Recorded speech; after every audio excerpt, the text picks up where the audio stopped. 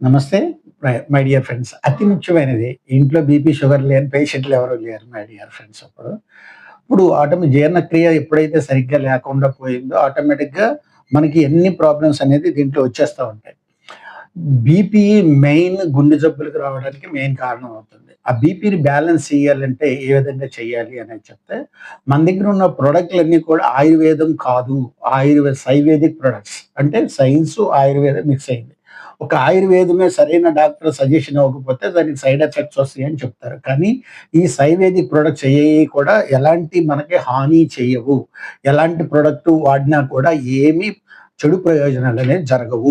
దీంట్లో ఏమేమి అబ్‌స్ట్రాక్ట్స్ ఉంటాయి, ఏ విధంగా బీపీ బ్యాలెన్స్ అవుతుంది అనేది, ఈ విధంగా మనకి షేప్ షిఫ్ట్ అని చెప్పేసి, షిఫ్ట్ లైఫ్, షేప్ షిఫ్ట్ అని చెప్పేసి మోడీ కేర్‌లోనే కొన్ని హెల్త్‌కి సంబంధించిన ప్రొడక్ట్‌లనేవి వచ్చినాయి. ఈ ప్రొడక్ట్‌లనేది ఏ విధంగా పనిచేస్తాయి అనేది ఇప్పుడు మీకు వివరణ చేస్తాను. రక్త ప్రసారాన్ని నియంత్రిస్తుంది. ఎప్పుడైతే బీపీ అంటే ఏంటి అధికంగా రక్తం గాని స్పీడ్‌గా పంప్ చేస్తే అది ప్రెషర్ పెరిగిపోయి హార్టు ఒకసారి హార్ట్ స్ట్రోక్ వస్తుంది. అందువల్ల రక్త ప్రసరణని నియంత్రించడం అనేది దీంట్లో జరుగుతుంది. అంటే ఒత్తిడిని తగ్గిస్తుంది. జనరల్‌గా మనకున్నటువంటి బిజీ లైఫ్‌లో అనేక ఒత్తిడికి గురవుతూ ఉంటాం. ఆ స్ట్రెస్ అనేది తగ్గించాలి అంటే మనం మానసికంగా కొంత యోగా గాని, మెడిటేషన్ గాని చేస్తే తప్ప ఇది తగ్గదు నేచురల్‌గా.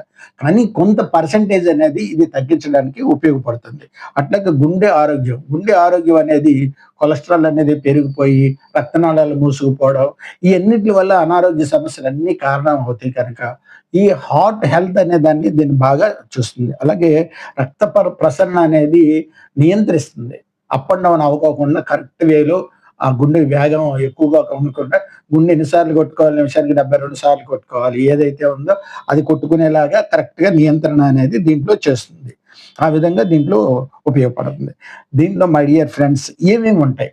దీంట్లో ప్రొడక్ట్స్ ఏమేమి దొరుకుతాయి అని లెక్కేసుకుంటే అశ్వగంధ, జటామాంసి, జటామాంసి అట్లాగే సర్పగంధ లాంటి కొన్ని ప్రొడక్ట్స్ ఆయుర్వేదం ప్రొడక్ట్స్ ఉంటాయి. ఇయి చాలా బాగా సైంటిఫిక్‌గా ప్రూవ్ అయినయి. ఇయన్నీ కూడా మన ఇంగ్లీష్ మెడిసిన్స్ కూడా వీటి నుంచే తెస్తారు. అది కూడా అబ్‌స్ట్రాక్ట్ చేస్తారు. ఎంత చేయాలి అనేది చేస్తారు.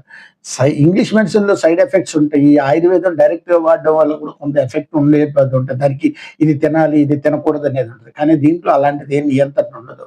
కానీ ఎవరు వాడాలి, ఎవరు వాడకూడదు అనేది కొన్ని రూల్స్, రెగ్యులేషన్స్ అనేది దీంట్లో ఉంటాయి. కనుక అయన్నీ కూడా మీరు వివరాలు తెలుసుకొని, ఈ బీపీఆర్ బ్యాలెన్స్ అనేది ఉపయోగించుకొని మీరు హెల్తీగా ఉంటారని ఆశిస్తున్నాను. Thank you my dear friends. Thank you very much.